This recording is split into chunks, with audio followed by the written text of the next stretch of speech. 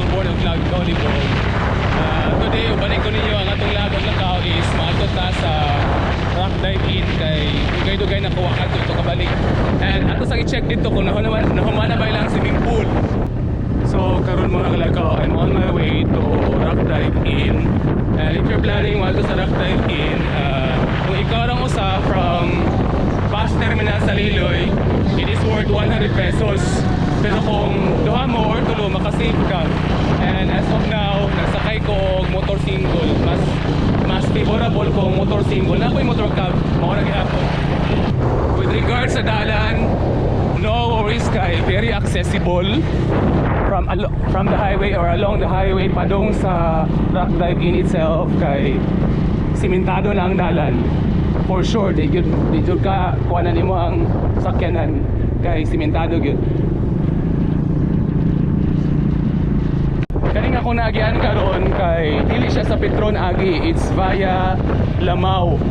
So sa Lamao, kung sa Lamao ka moagi, maunan pa nimo og agian ang Bitoon Beach. Dayon right after Bitoon Beach, mauna pa po nimo malabian ang gitawag nila katong Little Siargao in Liloy. Dayon ay are ka padong sa rock dive in.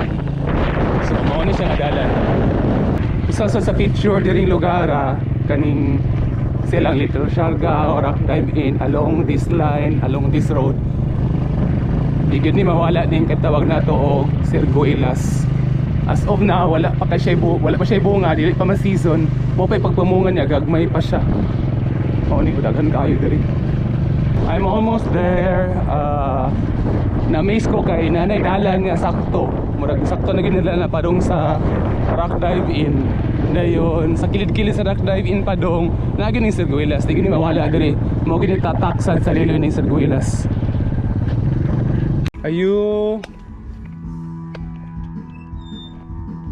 Abot na ko sa rock dive. Mo kuan sa ta, musulat sa ta diri. Oh. Ay sindaman.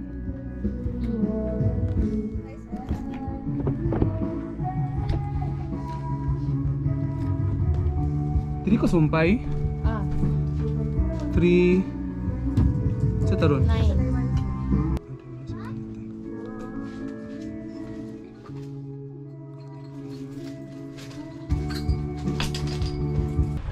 Wrong timing ta mga kalagaw kay kuan. Wrong timing ta kay balod siya. Dayon kay balod man dili siya pwede pa paliguan.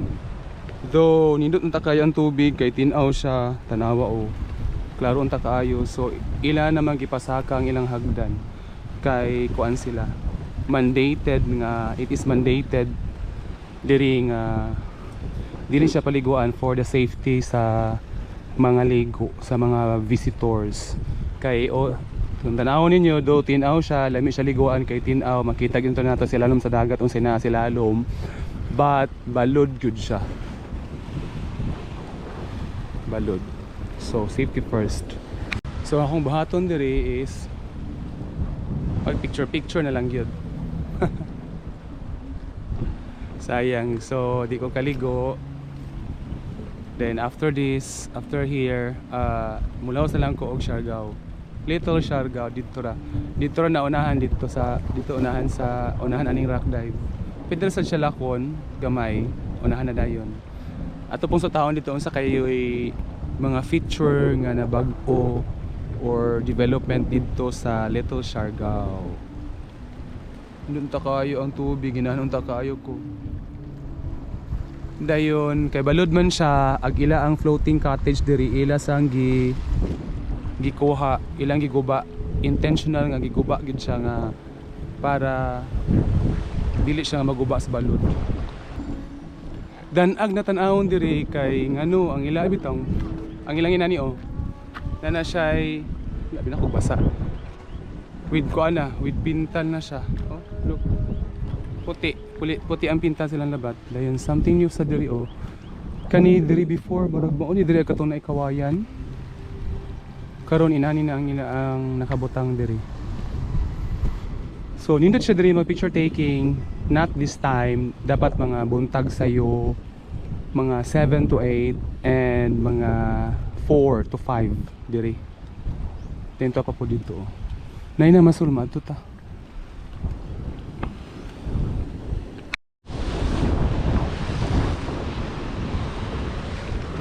Peligro gyud siya kuanan.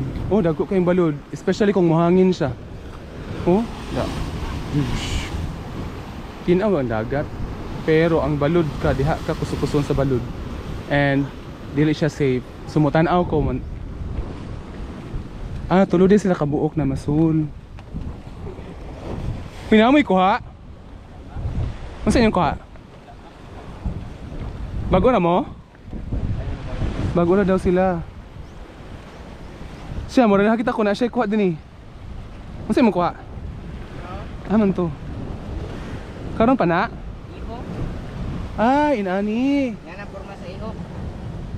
Unsa ni isda sa bato? Binako isda sa dagat. Isda sa dagat o isda sa bato? Narayang kuha o. Dagat si bato.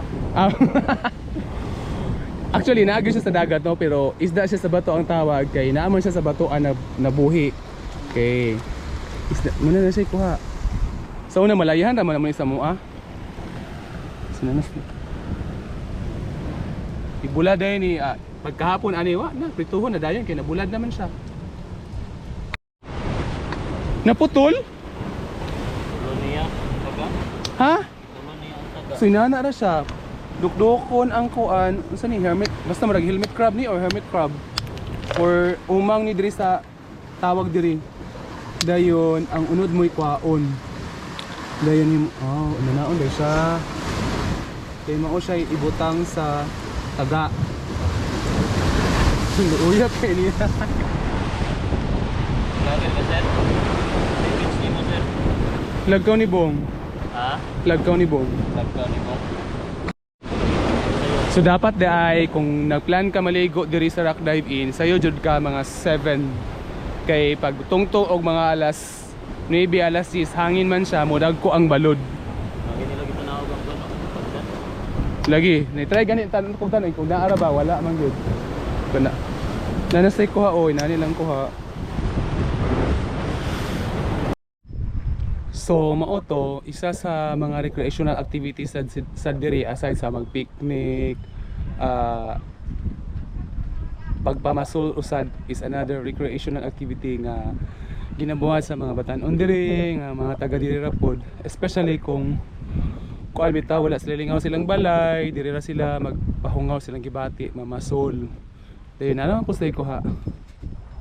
So I guess mura di na kay ko magdugay diri sa Rock Dive In kay di ko ma-enjoy kay you know what, ma-enjoy jud ko kung nagsalom-salom ko ng tubigan diha kay ma-feature man ako or makita man ako ang beauty sa dagat sa ilalom kung makasalom-salom ko din. Dili man panaugan kay balod lagi dayon kuan. Kusukusuon niya kas balod, peligro man sad. So again, safety first in that case. Pero ang advice atong namasol sa kuha is matod ako sa Pikas katong dito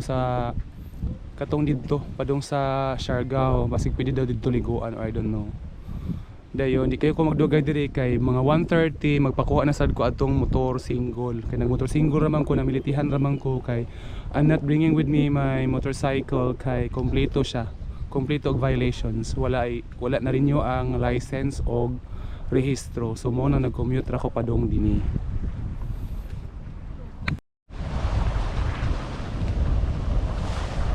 Kini diri nga side is pinaka left side sa Rock Dive In. I've noticed nga nanay sugbaanan din eh.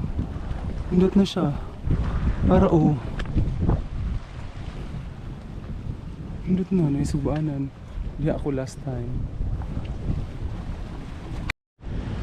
Then kung mag-snorkel ko diri nga side, sa boundary nga side kanang labat. Then ubos ana diha to na ako nakita tong clownfish. Munti akong target ron, di man ko kaanha kay di mo ko kakat-kat og balik. Another interesting to note is kaning ilang cottages diri. That one, mga cottages. Before gamay ra na mga cottages pero karon nag-expand, nagkadaghan siya.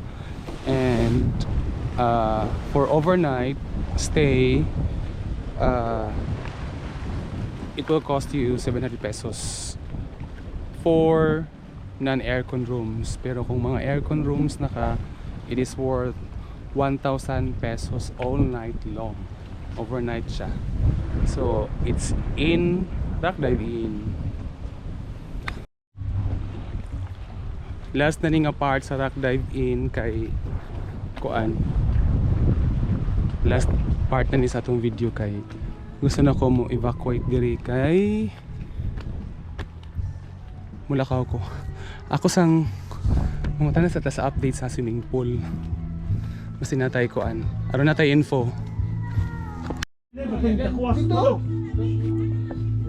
So ting amihan data karon, so katong atat na atat manig Rock Dive Inn ay namo pa-expect sa makaligo ha. Tama na jud ka magtanaw-tanaw. Kay possible mga May pa daw ni maliguan diri or June. Eh, so kung 20 din, mamaya mo ulit Kay balod jud siya. Sayang kung 20, wala mo ulit sulod. Ay, natugtong fight. Musaka ko sa ilang swimming pool kay nahuman na daw ni nahuman na siya pero wala pa siya water according sa tag-iya just now. Kuan siya mo-open siya on first week of April daw ni siya ma-open din eh. Okay, sa mga ganahan mo ani Rock Dive Inn na atat aning swimming pool, April first week daw mag-open diri.